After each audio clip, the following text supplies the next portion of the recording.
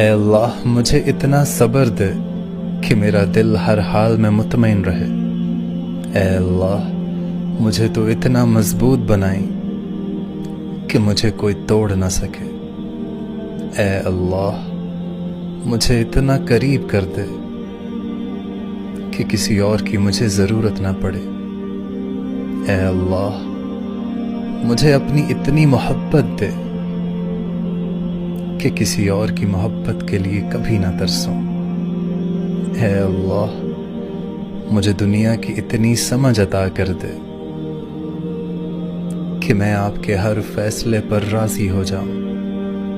ऐ अल्लाह मुझे इतना नवाज दे कि मैं किसी का मोहताज ना रहूं।